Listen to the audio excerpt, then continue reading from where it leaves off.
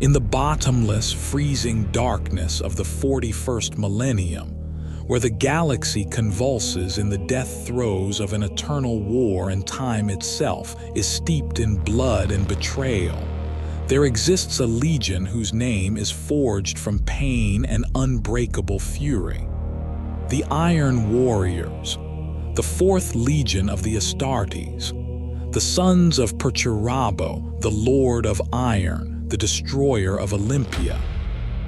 Their story begins on Olympia, a harsh, unwelcoming world where mountain ranges rise like the bones of ancient giants, and every city-state was built as an unassailable citadel. Here reigned cold marble, black iron, and perpetual war between tyrants. It was in this world, amid the roar of forges and the screech of siege engines, that Perturabo was raised. From his earliest years, he perceived reality not through a poet's eyes, but through those of an engineer of death. Fields of fire, wall thickness, shell trajectories, supply logistics, all of this was his sacred tongue. His adoptive father, the tyrant Damikos of Lachu, immediately recognized in him a living weapon and sent the young Primarch to storm and shatter the fortresses of his rivals. Yet deep in his soul, Perturabo longed for something else. He dreamed of building, of creating a perfect, indestructible order where chaos would finally be tamed by an iron will.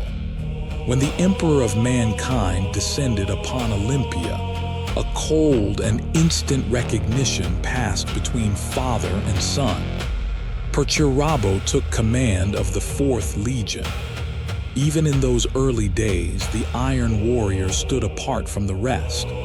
While the Blood Angels and Ultramarines sought glory in open battle, and the White Scars tore across plains like a storm, the 4th Legion waged war of a different kind.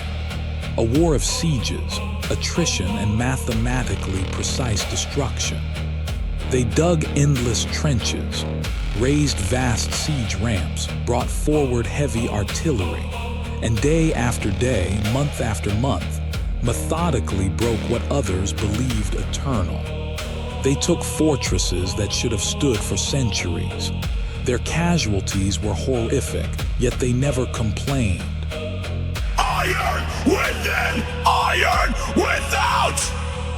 This simple, brutal phrase became their only prayer and their eternal curse. The Emperor and the other Primarchs used the Iron Warriors as a hammer for the most thankless tasks of the Great Crusade. While the sons of Horus gathered triumphs and legends, while the Ultramarines built perfect realms and the Phoenician bathed in adoration, the Iron Warriors rotted in mud and ash beneath walls no one else wished to assault. For weeks and months they conducted sieges, advancing meter by meter under ceaseless fire, choking in toxic smoke and drowning in trenches filled with the blood of the fallen. Every bastion taken was paid for with hundreds of lives. Every shattered fortress left behind only ruins where no one remained to sing their glory. The resentment toward Rogel Dorn burned especially sharp. 2 Primarchs, 2 supreme masters of fortification, born to command stone, steel, and war. One, a builder of impregnable walls, creator of bastions that could endure centuries of siege, the Emperor's favorite and the acknowledged defender of the Imperium. The other, the destroyer of those walls, master of siege and ruin, the eternal laborer on the hardest fronts of the Great Crusade. Where Dorn raised fortresses and received deserved acclaim for his mastery, Perturabo was sent to annihilate such strongholds, paying for every success with the blood of his sons. While the Iron Warriors spilled their blood on the distant frontiers of the galaxy, their homeworld of Olympia rose in rebellion. Years of discontent, old tyrants unwilling to relinquish power, endless intrigues among aristocratic houses, and fear of the emperor's new order all fused together and erupted in furious revolt. News of the uprising reached the Primarch far from home, amid the endless wars of the Great Crusade, and became for him far more than just another report of rebellion. It became a personal insult, proof that even his own world had rejected everything he had built. Perturabo returned to Olympia not as a liberator, nor as a son finally coming home. He arrived as an executioner, at the head of a legion tempered by thousands of sieges and countless slaughters. When the insurgents refused to kneel before his authority and confess their guilt, the Lord of Iron's fury erupted like a storm capable of shattering worlds. All the years of accumulated grievances, disappointments, and unspoken rage found release in one fateful decision.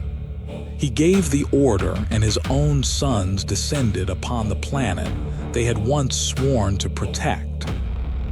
Ancient walls that had survived generations of war crumbled under the guns created to destroy the galaxy's most impregnable strongholds.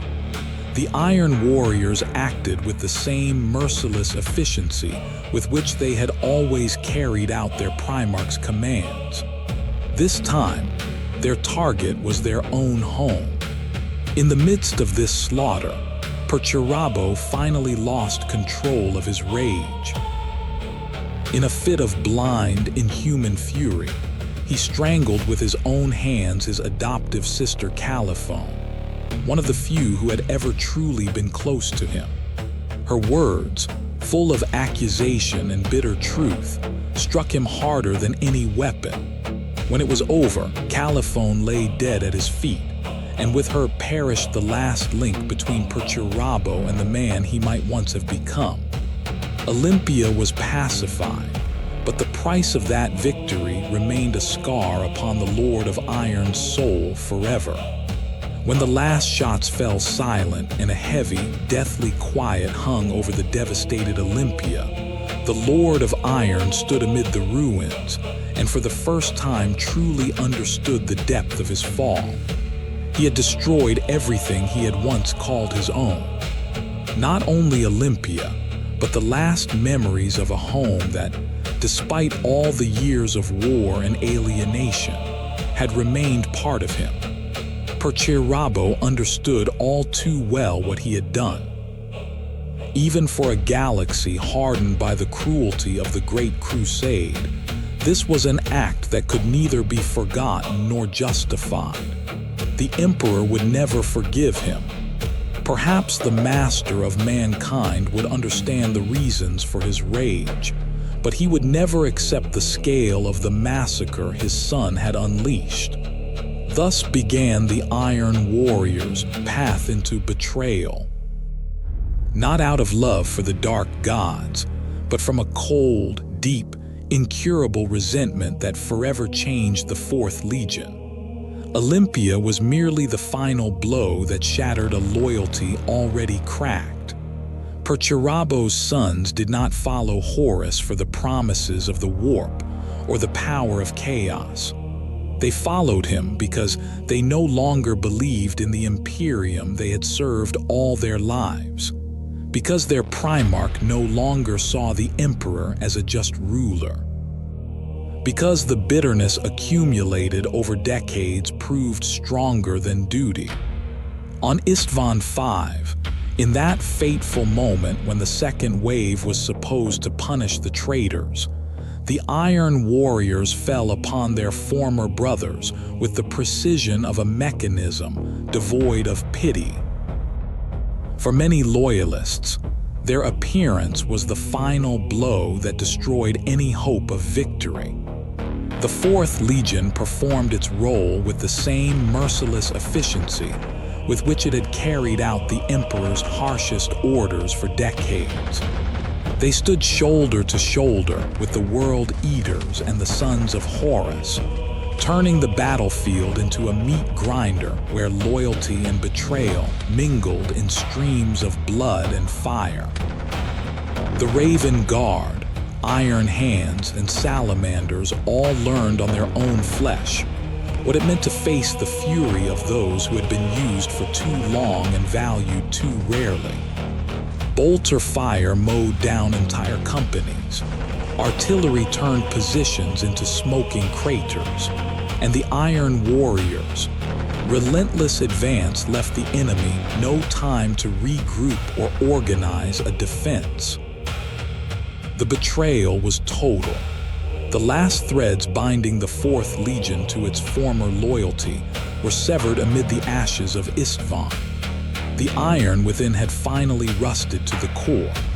From that day forward, the 4th Legion became one of the most terrifying battering rams of the Horus Heresy.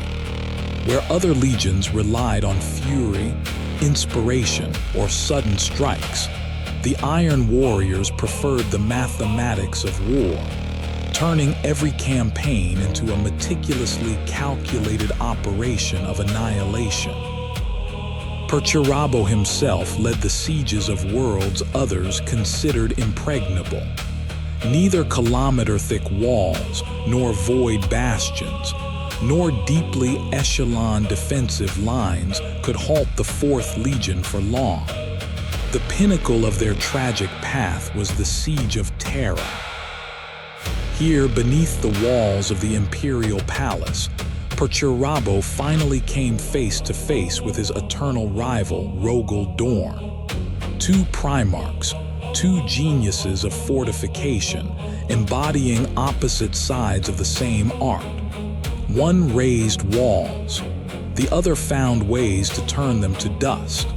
For Perturabo, this battle was not just another campaign of the heresy.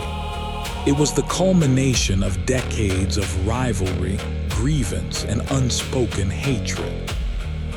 The Iron Warriors conducted endless, bloody assaults on the Lion's Gate, breaching walls believed to be unbreakable. Day after day, they advanced through fortifications built by the Imperium's finest engineers. Their losses were monstrous even by the standards of the heresy, yet they kept advancing, step by step, meter by meter, with cold, iron resolve. Just as they had done on 1,000 worlds during the Great Crusade, only now their target was the Emperor's own gates. When Horus fell and the heresy drowned in its own blood, the Iron Warriors did not break. Unlike many other traitor legions consumed by panic, infighting, or warp madness, Perturabo's sons retained discipline and the ability to fight even in the face of final defeat. They covered the retreat of the shattered traitor forces, acting with their customary cold efficiency. While Horus's armies crumbled under the loyalist onslaught, the Iron Warriors held the lines, mined the enemy's paths of advance, organized rearguard actions, and bought precious time for their retreating allies. They had lost the war, but even in defeat they refused to lose control of themselves. Their bitterness only grew stronger, and their hatred for the Imperium deeper still. In the grim darkness of the far future, there is no place for heroes. There are only those who can endure pain the longest, those who continue to advance through hatred, loss, and endless war. And among them, the Iron Warriors stand apart, cold, heavy, unbreakable.